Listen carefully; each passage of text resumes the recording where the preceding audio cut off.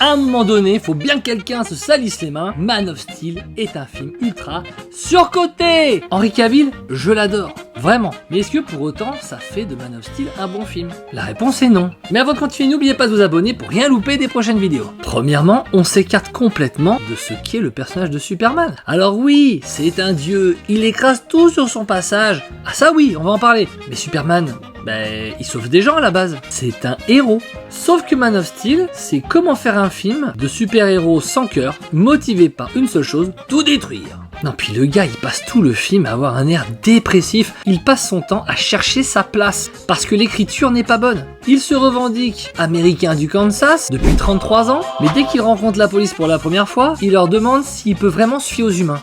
Comme si le gars n'avait plus jamais vécu sur Terre.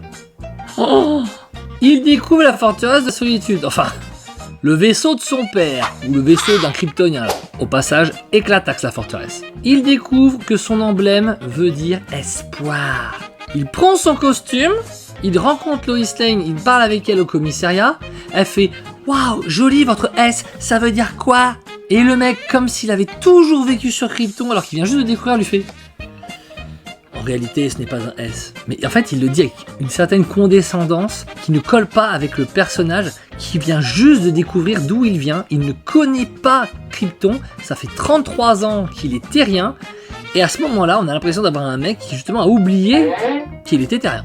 Le costume, il est super chouette, il lui a enlevé le slibard. Ok, top, il est beau. Mais la colorimétrie du film, du costume, pour donner un ton sombre et dépressif. J'ai juste l'impression d'avoir un film qui, dans la forme, a utilisé un filtre Instagram ambiance dépression hivernale, mais dont le fond est creux et ne suit pas l'intention qu'il a du film d'en faire quelque chose de dépressif. Le film manque cruellement d'émotion. Et pourquoi vous ressentez par moments peut-être un petit frisson? C'est parce que c'est la musique de Hans Zimmer qui porte très haut les scènes d'action de Man of Steel. Sans la musique de Hans Zimmer, tout est creux et hyper banal et très incohérent par moments.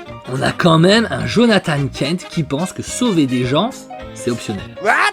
Il sait que son fils est invincible, il y a une tornade géante, mais il préfère aller chercher son chien lui-même, quitte à en mourir, c'est ce qui va se passer, alors que son fils peut aller chercher le chien tranquille et revenir, personne se doutera qu'il a des pouvoirs. Au pire, ils diront « Oh, il avait beaucoup de chance ce gars !» Ça n'a pas de sens, surtout qu'il lui dit quand il est enfant « Plus tard, tu choisiras si tu veux faire le bien ou le mal avec les dons qui t'ont été confiés. Ce qui est sûr, c'est que tu changeras le monde. » Donc un jour, il sait qu'il sera obligé de parler de ses pouvoirs. Sauf que le Jonathan, il a complètement perdu les pédales. Au début du film, il lui dit qu'il faut surtout pas qu'il en parle, que ce serait très dangereux. Comment les gens réagiraient face à ça?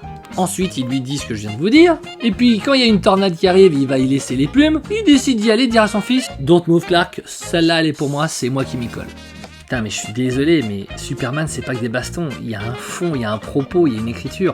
On n'y est pas dans Man of Steel. Mais parlons-en des scènes d'action. Une masterclass de bruit pour masquer une absence totale d'émotion. Smallville a été transformé en zone de guerre façon Call of Duty, et donc Superman a décidé de sauver la planète en rasant la moitié.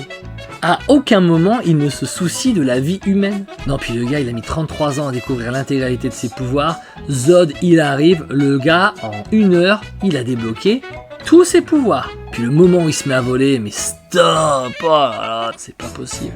C'est nul à chier, en termes de mise en scène. Vous pouvez m'allumer dans les commentaires. Sur ce, prenez soin de vous. Moi, je vous dis à bientôt pour une prochaine vidéo. Ciao!